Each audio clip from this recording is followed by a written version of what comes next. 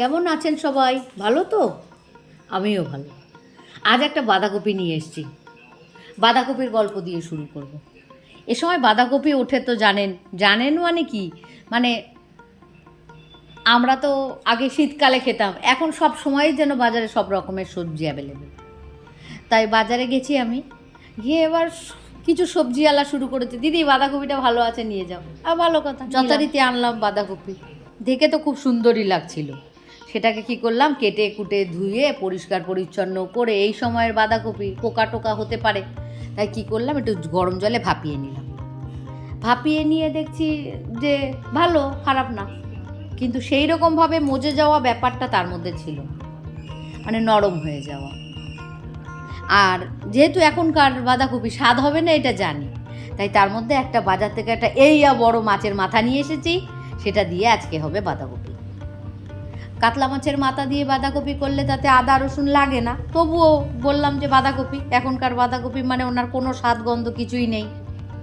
ওটাকে একটু সুস্বাদু বানাতে গেলে নিজেরা এক্সট্রা কিছু অ্যাড করতে হবে।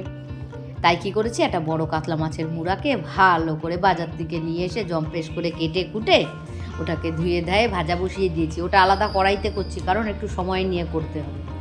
আর এই কড়াইতে বাঁধাকপিটা ভালো করে সেদ্ধ টেদ্ধ করে জল ছেঁকে নিয়ে এবার কড়াইতে তেল দিয়ে তার মধ্যে একটু গোটা গরম মশলা, তেজপাতা আর পেঁয়াজ দিয়েছি। আমি যেখানে শীতকাল হলে শুধু আমি আদা জিরা দিয়েই হয়ে যায়, কিন্তু আজ আমি কি করছি, একটু পেঁয়াজ দিয়েছি, তার সঙ্গে আদা রসুনও দিয়েছি। আদা রসুন দিয়ে একটু জম্পেশ করে বানাবো। এইবার যেমন বললা তেমন কাজ, ওই যে আদা রসুনের পেস্ট দিয়ে দিলাম, একটু জিরে গুঁড়ো, ধনে গুঁড়ো, হলুদ গুঁড়ো সমস্ত কিছু দিয়ে নেড়ে চেড়ে এবার আমি বাঁধাকপিটিকে দিয়ে দিলাম। ও আলুও দিয়েছি। আলু তো আমার বাড়িতে চলতেই হবে, আলু ছাড়া আমরা যেন অন্ধই, আলু ছাড়া আমরা কিছুই দেখতে পাই না।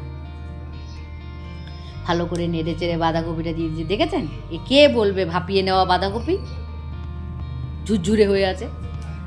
আবার ওই জন্য ওনাকে যত্ন করে আদর করে নেড়ে চেড়ে নিয়ে তারপরে রান্না বসিয়েছি। ভালো করে কষিয়ে টষিয়ে একটু জল দিয়ে ঢাকা দিয়ে দিয়েছি। এটাকে যত বেশি জল দিয়ে মজাবো তত বেশি উনি গলবেন। জল টল দিয়ে এতক্ষণ ধরে রান্না করছি, তাও তার গলার কোনো নামগন্ধ নেই। এবার মুড়াটা দিয়ে দিই, দিয়ে ঢাকা দিয়ে দিই, কারণ মুড়াটা সেদ্ধ না হলে মুশকিল আছে, কিন্তু বাজে একটা গন্ধ বেরোবে। ভালো করে নেড়ে চেড়ে আবার ঢাকা দিয়ে দেবো। ঢাকা দিয়ে দিয়েই করেছি, জলও দিয়েছি, সেটা আর আপনাদের দেখানো হয়নি আলাদা করে। অনেকক্ষণ ধরে করার পর একটুখানি মিষ্টি দিলাম, একটুখানি নুন দিলাম, কারণ নুনটা প্রথমে কম হয়েছিল, টেস্ট করে দেখলাম নুনটা কম হয়েছে। এইবার ঢাকা দিয়ে দিই, ভালো করে নেড়ে চেড়ে ঢাকা দিয়ে দিলাম। অবশেষে আমার বাঁধাকপি রেডি হয়ে যাওয়ার পথে, তেনাকে একটু যত্ন করে নাড়াচাড়া করে তারপরে নামাবো। আমার ভিডিও কেমন লাগছে আপনাদের বলছি, আপনারা কমেন্ট করে বলবেন, কারণ কমেন্ট করলে পরে আমি বুঝতে পারবো আমি কোথায় ভুল করছি। আমি নতুন তো, তাই আপনারা যদি একটু চলার পথের সাথী হতেন। রেডি বাঁধাকপি। আজকের মতো আসি, আবার আরেক দিন আরেকটা সবজি নিয়ে এসে দর্শন দেব। আসি, নমস্কার।